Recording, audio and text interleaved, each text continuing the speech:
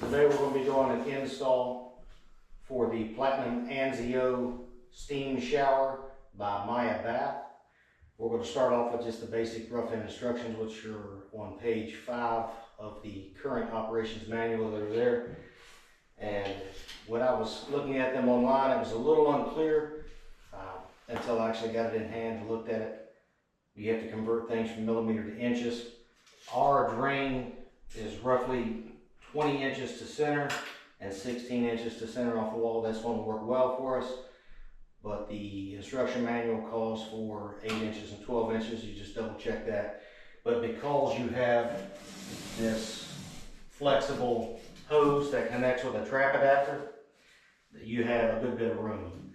And you are going to have to build this shower in place. So it's going to, you need to be able to build it in the room and then slide it back in place, which is why they have a flexible hose here. And you have 1/2 inch threaded water supply lines here. The supply lines, they call for 8 inches and 12 inches. We've got some support members behind this wall, so we had to set ours roughly 16 inches center for both. And then we have, this particular model calls for 5,000 watts. So we ran a 10-3 wire, which is fed by a 30 amp GFCI breaker. Okay, so we are getting ready to lay this down and level it. We don't have the plumbing connection in just yet, but I want to go over how to level it before we move on to the next step. So you'll see that these feet here have all thread rod on them with stopper nuts at the top and the bottom, and you could just screw those in or out to adjust. You also have an additional drain tube here in the back that will go directly up through this pre-drilled hole that the shower has. So we'll lay the shower down,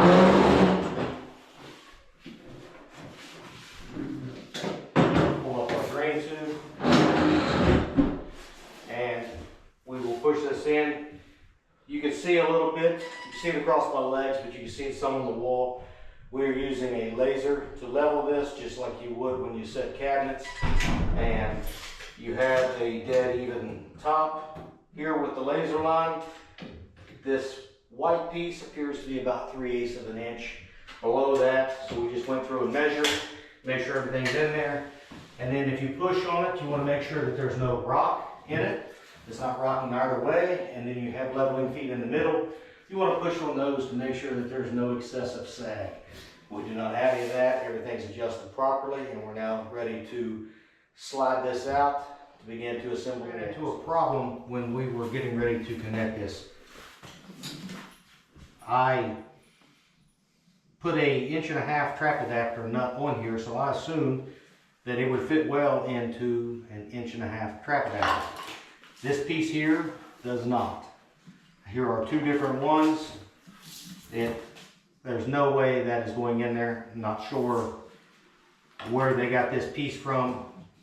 So we had to make a quick trip to the hardware store to make this happen. So we are transitioning from a 2 inch to an 1.5 inch, and then using a 1.5 to 1.25 inch flexible adapter.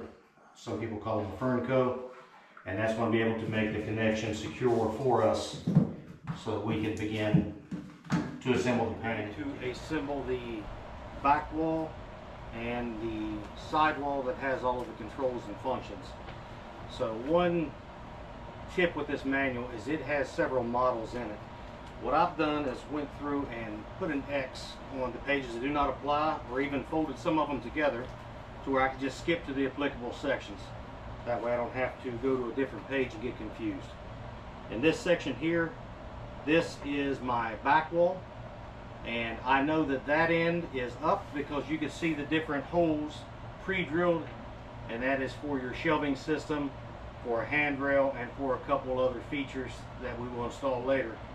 So with this oriented as the back wall and that being the upside, now I look at my trim pieces. These 2 trim pieces are labeled with stickers that say up. This one is not, but they all have tiny holes pre-drilled in them. I don't know if the camera will pick that up. If you can see the the small holes there drilled, and they only match a particular side. And even if you turn it and get it turned around the wrong way, the holes will not line up. So the company did a very good job there of kind of making this section dummy proof, to where you, as long as you line your holes up, you're just putting the Phillips screws directly in the holes. So I'm going to have the L-shaped piece is going to go on my left hand side, and then my larger L piece is going to go on my right hand side. And in this groove here is the glass for the front of the shower, and this is going to be on the door side. And then the larger piece here is what is going to touch the wall. So that is going to hide the large cavity needed behind the control panel side of the wall that has all of your functions in it. That's going to be your water connection, your electrical connection. So I'm going to go ahead and line these holes up, screw these pieces in. We'll set this back wall, and we'll set the control panel side of the wall, get those screwed together so they're not going to fall. This is definitely a two-person job. And then once those are set, we will go in and give you some footage of what the back of the control panel wall looks like with all of the plug-ins and connections. We are on page 19 and 20 of this manual. We've just assembled our two side pieces. That's going to allow us to be able to tie the walls in. Those were assembled with 10 of these smaller panhead screws that are approximately a 1/2 inch long. So I'm putting in the last one of those now in the pre-drilled holes. Again, the holes are lining up. If they don't line up, you need to double check, because you probably do not have the part in the appropriate orientation or on the right side. So now the instructions talk about, on a different page, I'm not sure which one, but on the bottom edge here, we do have a plastic gasket, but it still recommends placing a bead of silicone on the bottom of this when we set it. And then you will see in the pan, we have the holes pre-drilled here that will line up with the pre-drilled holes in the pan to secure it down until that silicone can set up and give you a nice watertight seal with that in combination with this gasket. It took two of us. We got these panels set. We've got the back wall, the control panel wall. You have 5 of the same size screws that we've used to put the edge trim pieces on. So I'm going to finish putting those in. I have a couple in already. Again, these are pre-drilled. The holes line up. It makes it very easy for you.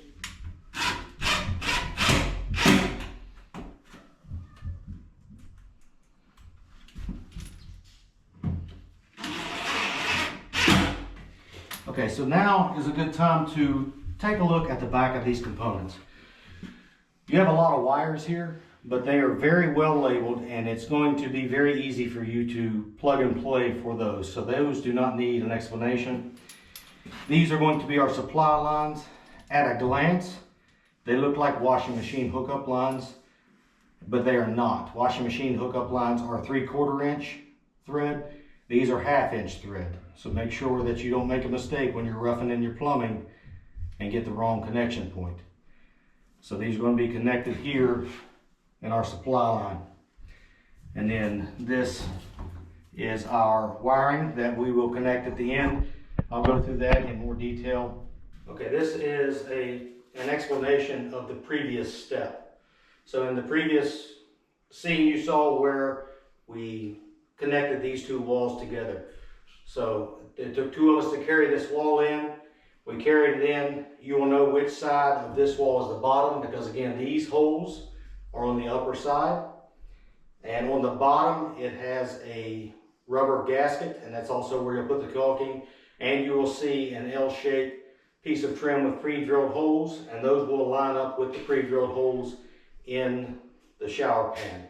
So with this wall set in place, we went ahead and got as close as we could to the pre-drilled holes in the shower pan. Had someone hold this. I carried this section in, got it set carefully into place. Again, this is pretty self-explanatory of which way is up. You want your monitor on the upper side. You have the gasket on the bottom as well, and also the pre-drilled holes to align your screws with, which will get you in close area of where it needs to be before you start screwing it together. When those walls come together, the brackets on the back, the pieces of aluminum, have pre-drilled holes that line up perfectly, so it makes it very easy for you. Okay, so now we're going to install the wider piece of trim that goes on the main side of the panel on the edge, and that's going to be your trim piece that goes against the wall. And we'll put those screws in from the back side. So if you want to come around here, we'll put so using the smaller screws, which are the M410s per the instruction manual. There are 5 of them that hold this panel in. So we're going to go ahead and place these in.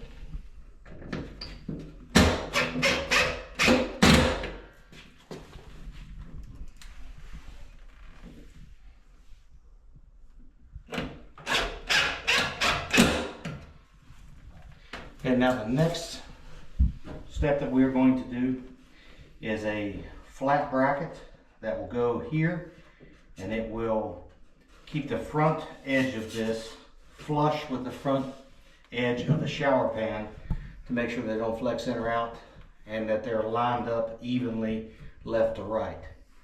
And then we're going to go to the other side and put in the L bracket that will have a similar function, and we'll show you that in just a moment. Now we're going to put this flat bracket on the back side of the wide trim piece that we just put in.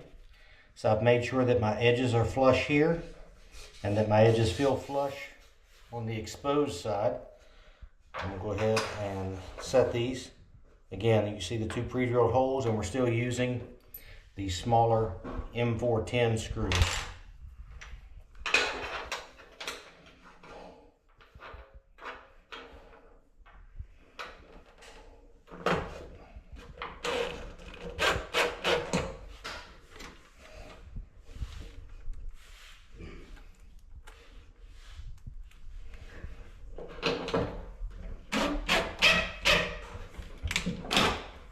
I'm checking, making sure I'm holding it flush. Then I'll tighten my screws down. Make sure nothing shifts. Everything still feels good. Perfect. Now we're getting ready to make this connection, which is an angled bracket piece. And what that is going to do is secure this movement in and out. But you can see here, we had it level in the final position it's going to be, but the area in which it currently sits is not level. So I'm going to have to lift this up and get to take that gap out, and then we will put the screws in. We'll move the camera to the back side so you can see exactly where in the metal we are going to drill and screw. These screw holes are not pre-drilled, so we will have to do that in just a moment. But we'll go ahead and keep the camera rolling for just a second while we put a little bit of pressure up and get that perfectly flush, and then we can screw it together from the back. Getting ready to put in the angle bracket for this piece, and it screws down low here and also into the side panel, the angle bracket that we mounted to the side there. I pre-drilled both of those to where the edges here were flush, and I have everything touching on this side to where I've minimized the gap to next to nothing. We're perfect. So I'm going to go ahead and put those screws in and get this fastened. Okay, so we've got our 2 side walls. We've got our back wall and our main wall, the control panel wall in. So now we have to put down this bottom bracket, and that's what these side glasses will sit on. And we have 2 pieces that come packaged together. The smaller one, which is roughly 2 inches wide, and then the larger one's about 3.5 wide. The smaller one's the bottom, and it has a gasket seal here on the bottom. Instructions also call for a bit of silicone, clear silicone here at the bottom to increase the seal. These will use the M4 by 25 screws. They look like the panhead screws, but longer. And in the ends of these, you will see that they are pre-drilled, where we can drill into that framework from the back. The holes are there as well. I don't think that I need to bring the camera around to show you that. It's all pre-drilled and will line up to where it's self-explanatory. So I'm going to get this set, and then we're going to set some sidewalls.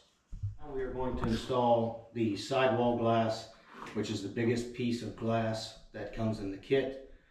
and you have a sidewall seal. One side is bare glass, the other side has metal on it, and we're going to take the sidewall seal and tuck it into this groove. If you look on page 22 of their current manual, it will give you the side profile of what this trim looks like. I've stretched this out to where it is the length that I need. So now I'm just going to take the grooves where the curved piece is on the outside facing the front of the shower, and I'm going to tuck it in there, and then I may have to come back and peck it in gently with a hammer. We'll see how that goes.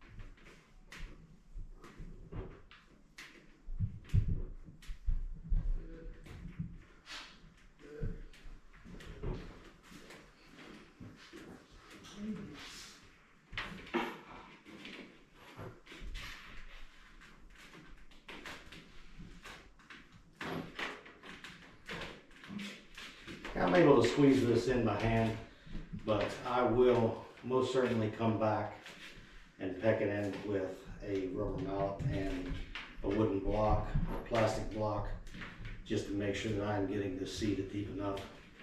But this is what is going to seal this corner off, make it waterproof, and it is a friction seal. And then we're going to put a top piece on here in just a moment, and that will lock this whole frame together. We have this squeezed in by hand. I'm going to use a block to peck this in using a rubber mallet. This is just a piece of 1/8" Luan, because it's not going to take much, and you need to be very careful with this so you're not damaging the glass. But it doesn't take much at all to get that seated in. So I'm going to continue to get this pecked in all the way down.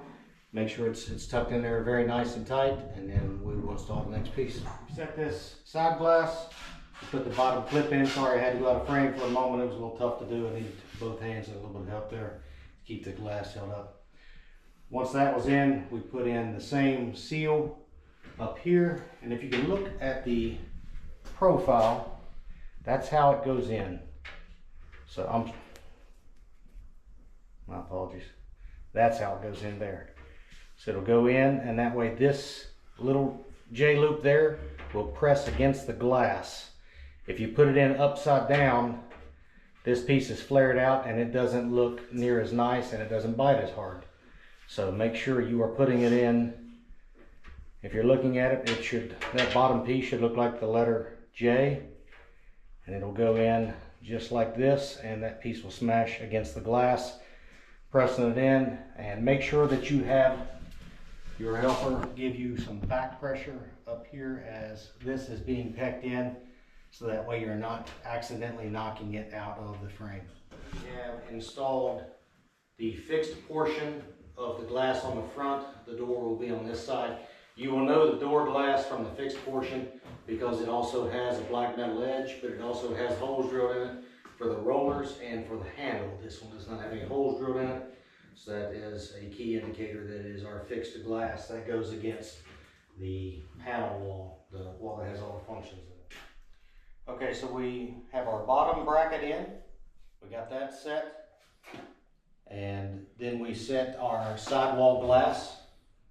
And with our sidewall glass set in, we installed our rubber sidewall seal. Got that pecked in with the wooden block, and then we put our top bracket on that holds the glass tight in shape, and we made sure that it was flush up top, and just like we did on the bottom with the other brackets.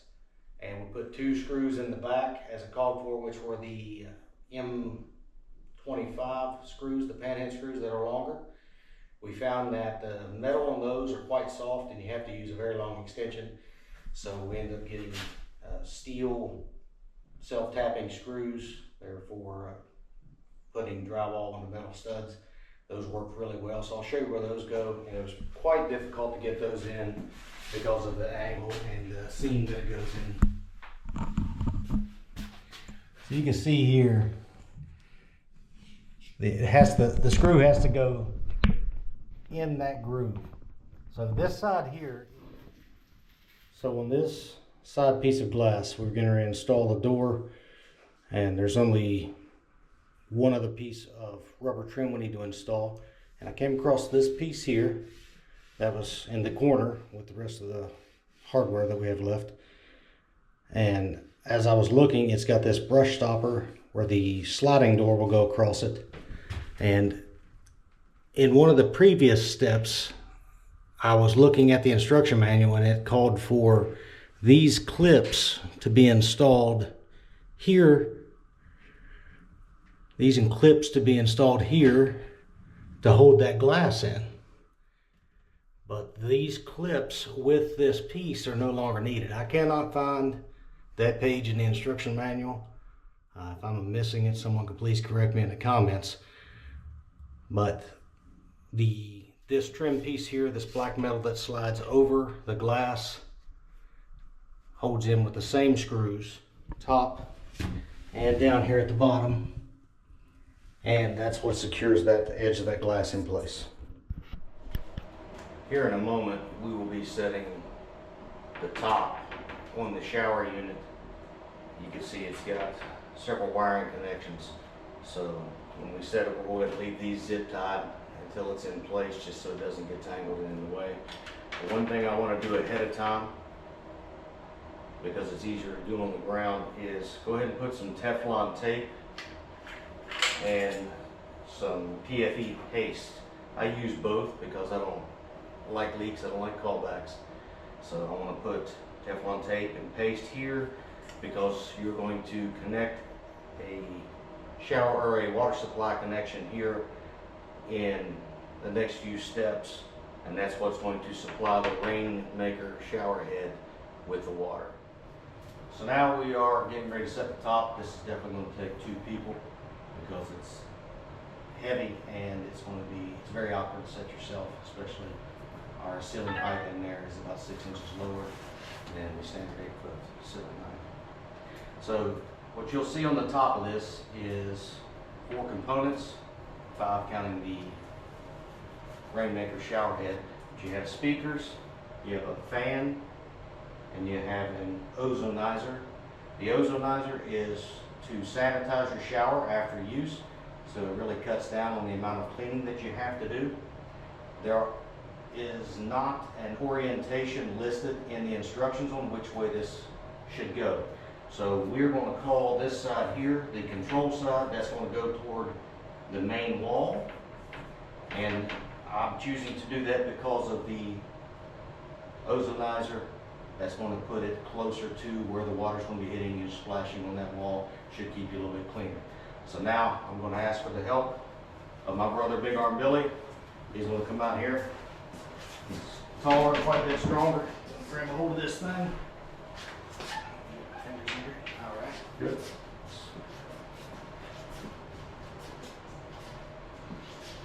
Back to you.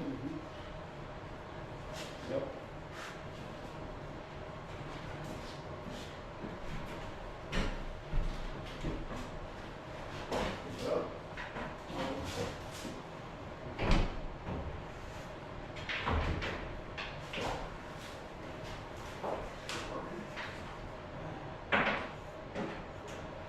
Do you need a position behind it? Just, if you can balance me there for just a moment. Now I'm going to step in the shower where we can lower it. Ready? Yes, sir. Yep. All again. I don't have it. Yep.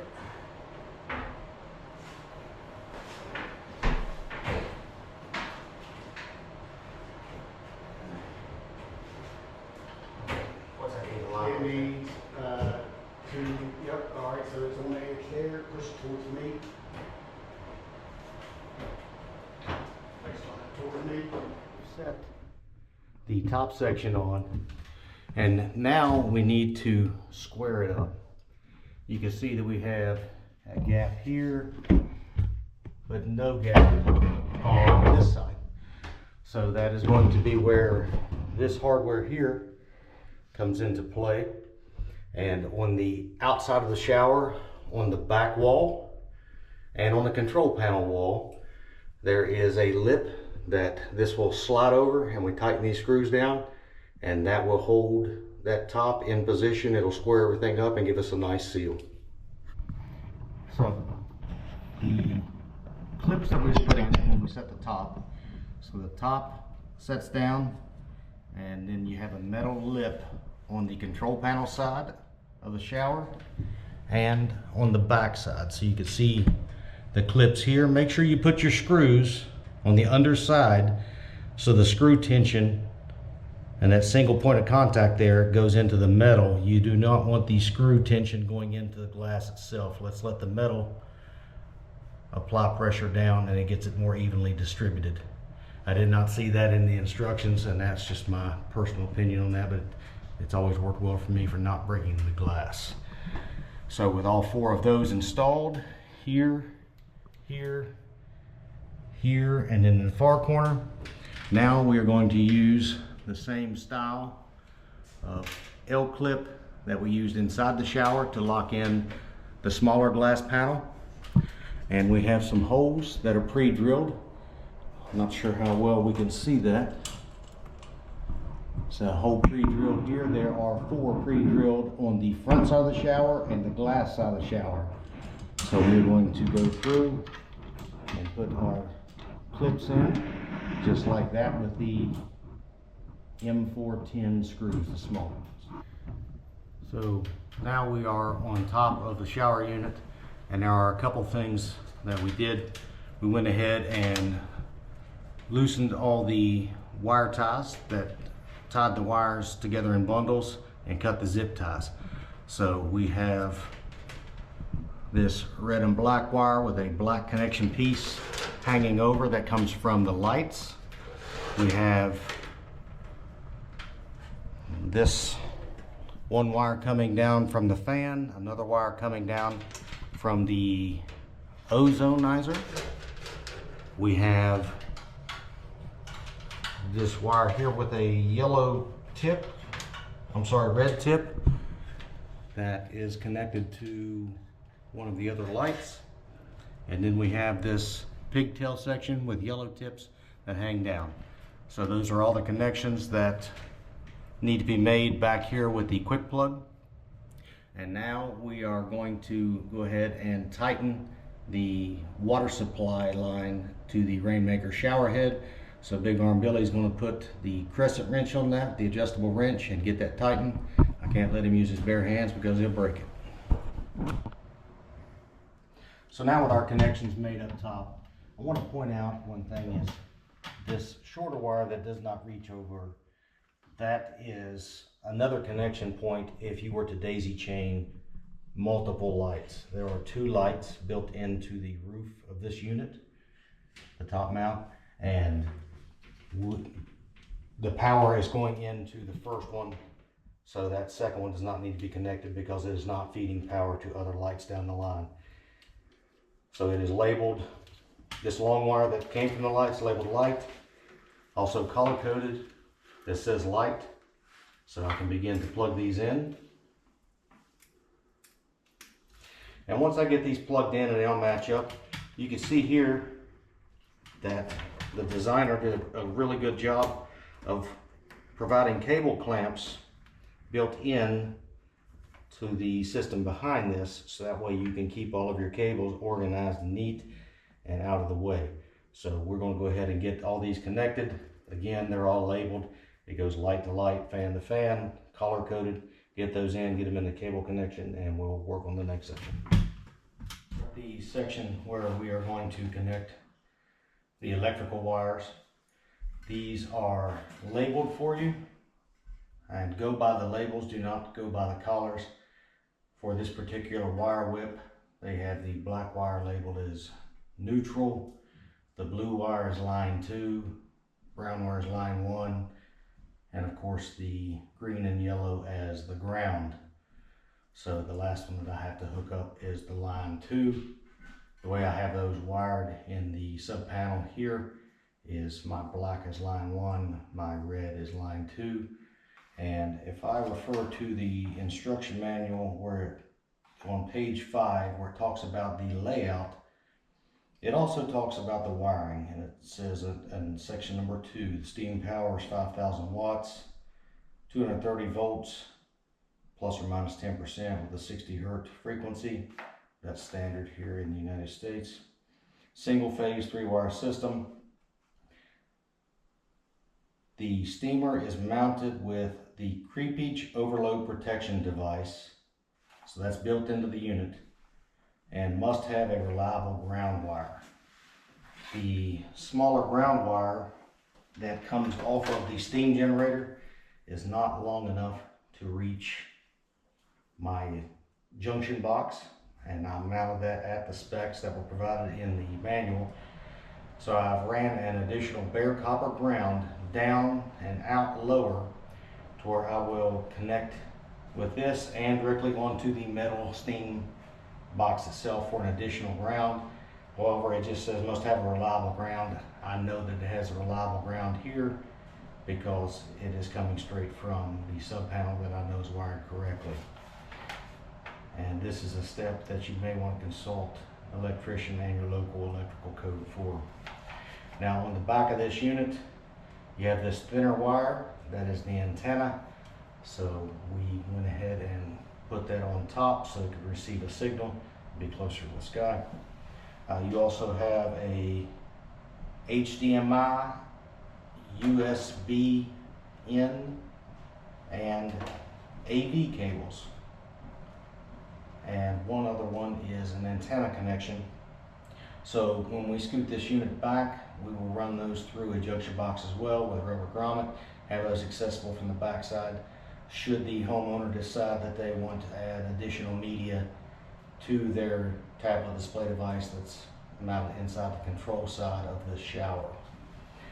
Now the only other thing I wish to note is the wire nuts that I'm using to connect this are silicone filled. You use those in moist and damp locations. This is a steam generating shower, so this area will be moist and damp. And when you talk about the creepage overload protection, if you were to look up the definition of what that device does and the situation that would cause a fault to make that device activate, it's because the steam could possibly allow arcing because of the moisture created. So we're going to use the silicone filled wire nuts to prevent that from happening. And then the final step before we slide it into place is we are going to take, final step before sliding this into place is we're going to connect our hot and cold on our 1/2-inch threaded valves that we had installed during rough-in. Screw those on there. They have washers in them, just very similar to a washing machine line, but again, these are 1/2-inch. Washing machine lines are 3/4, so make sure you rough it in appropriately, and that will give you a good watertight seal. Okay, now we are ready to install the water supply connection angle for the sprayer wand. I have the brass nut taped to the back of the shower, lined up. I'm just going to thread this in here for now, just to get it close, and then we can tighten it up with a wrench at a later time.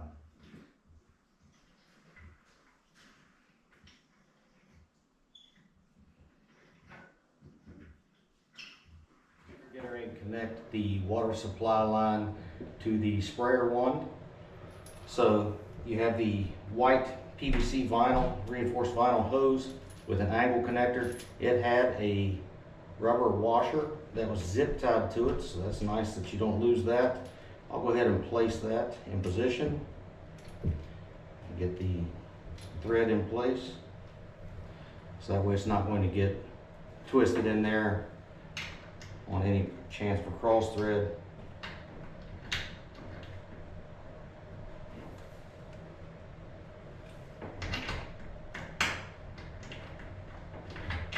And then I will snug this up with an adjustable wrench or crescent wrench, And we are just about ready to make our final water connection, electrical connection, and slide this into its final position. So now we're at the point where we are going to install the shelf. But before we do that, we have to install the hardware. So you have these U-shaped chrome pieces that have a set Allen key in them and a plastic shelf protector. So we're going to slide that plastic shelf protector out and go ahead and drop the screw that comes in the same package. It's a machine screw. I'm going to drop that down in. And then we're going to put this plastic piece back, because that is going to act as a retainer for our screws. It's going to keep it from falling out. That's going to be quite handy. Then we are going to take our clear washer, place that on, and then from the back side, once this is through our hole, we're going to put on a metal washer and a nut. We have 5 holes. We have 5 of these pieces of hardware. We're going to get those installed and we'll pick back up in just a moment. So now that we've got these set in and they're all turned horizontal, then we can, I had to pull out the plastic shelf protectors, so we can go ahead and put those back in. Make sure that we're not going to damage the shelf. It'd be easier to put it on the shelf itself. Let's see.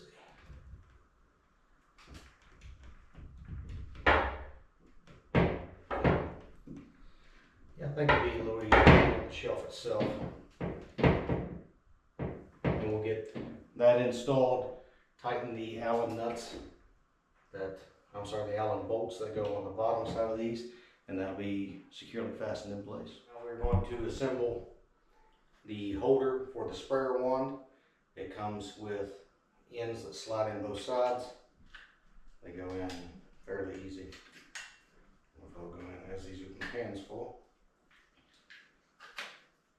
And then they have this beauty cap that slides on after you get everything tightened up. So we'll just hang on to that. I've already got the screw in this side with the plastic washer here, and on the back side is another one of the metal washers and small nuts. So we'll shove those through the hole, get them tightened down, and then we'll mount the wand. Now that the shower is assembled, and we did a leak test in it before we slid it back into position, we're going to install the towel bar, and then the last thing we have to do is set the door. So these just screw apart. You have 2 plastic washers that will go in, so slide from both sides. So I'm going to do that off camera, and you'll see what it looks like once we get it together. The towel bar hangs on the outside, of course, so you can get your towel wet. In this step, we're going to place the rollers on the door. You have 4 individual rollers that come in bags, and they come pre-assembled. We're going to take this beauty cap off, and we're going to set it to the side. And you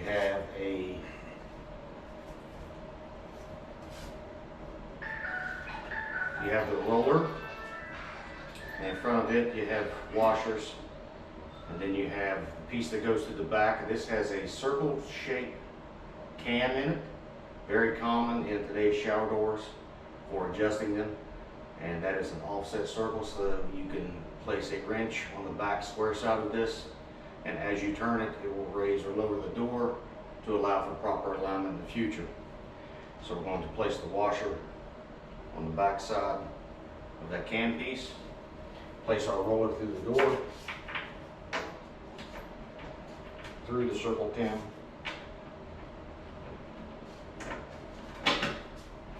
we're going to tighten this nut down just by hand. We're not going to set them with a wrench just yet, because again, we need to adjust for proper alignment when we get to that point.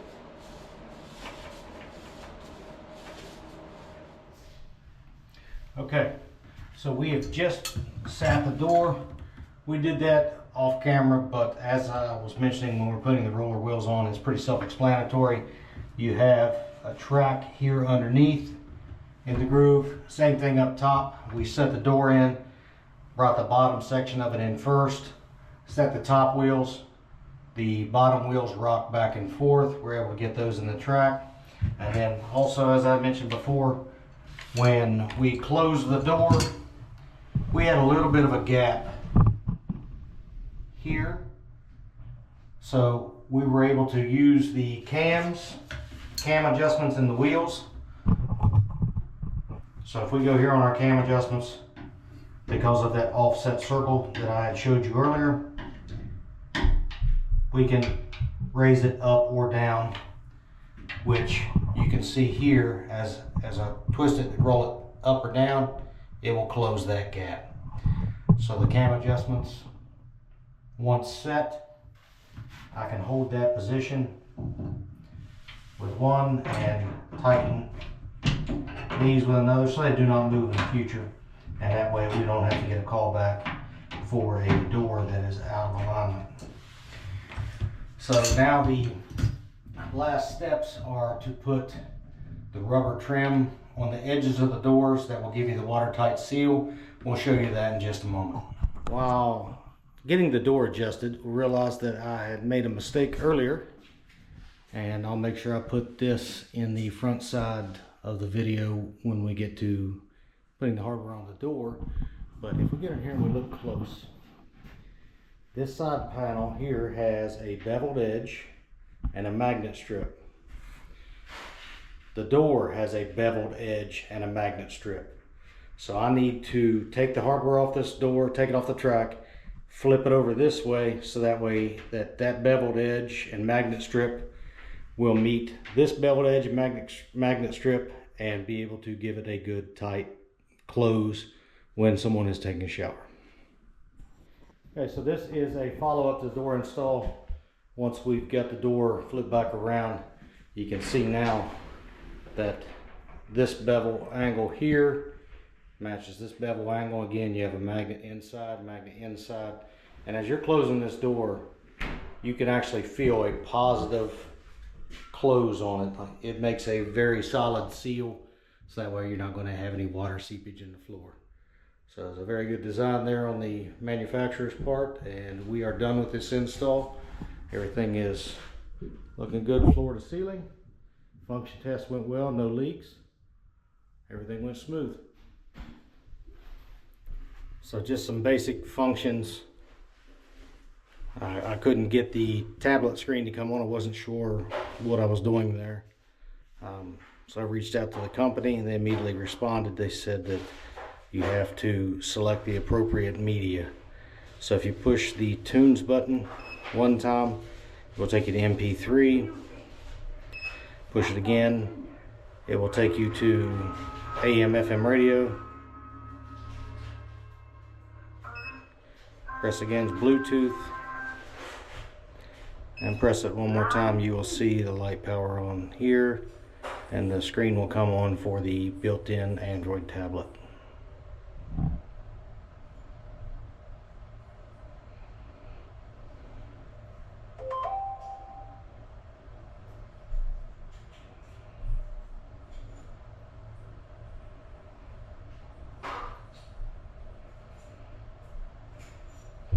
And then here you are